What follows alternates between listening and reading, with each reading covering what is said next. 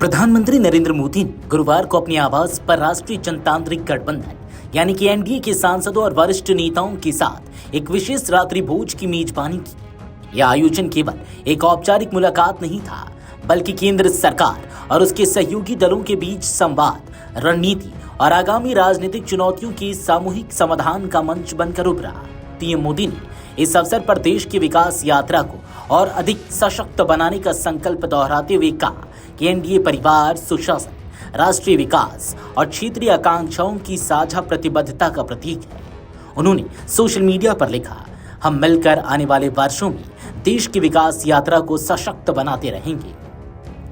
संसद का शीतकालीन सत्र जारी है और इस दौरान सरकार की विधायी प्राथमिकताओं को आगे बढ़ाने, समन्वय को मजबूत करने और सदन में रणनीति को सुव्यवस्थित बनाने के लिए यह बैठक अत्यंत महत्वपूर्ण मानी जा रही है।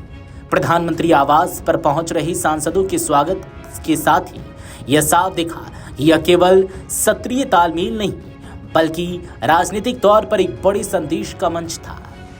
न्यूज एजेंसी एएनआई की रिपोर्ट के मुताबिक रात्रि भोज बैठक का उद्देश्य गठबंधन सहयोगियों के बीच दो तरफा संवाद को बढ़ावा देना था, जहां नेता खुलकर सुझाव दे सके और सरकार अपने एजेंडे की दिशा का स्पष्ट रोड मैप साझा कर सके।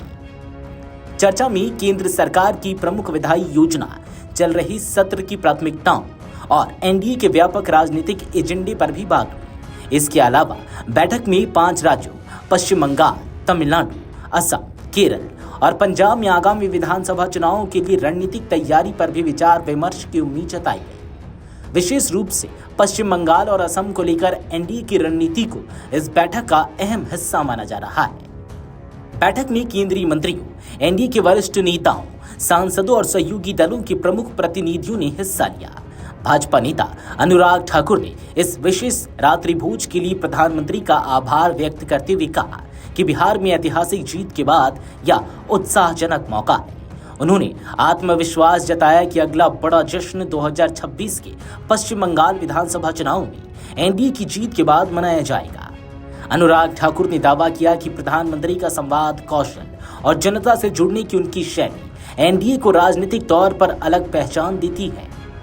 भाजपा सांसद रामवीर सिंह बिधूड़ी ने भी इस मुलाकात को महत्वपूर्ण बताते हुए कहा कि प्रधानमंत्री द्वारा खुद बुलाया जाना सांसदों के लिए सम्मान की बात है। उन्होंने कहा कि पीएम मोदी न केवल बातचीत करते हैं, बल्कि सांसदों और कार्यकर्ताओं से सीधे फीडबैक लेकर उसे नीतियों में शामिल करते हैं। प्रधानमंत्री की यह पहल शीतकालीन सत्र में प्रभावी प्रदर्शन, सहयोगियों के साथ तालमेल और आगामी चुनावों की तैयारी को नए उत्साह और एकजुटता के साथ आगे बढ़ाने की दिशा में एक अहम कदम मानी जा रही है। Video desk amarujala.com।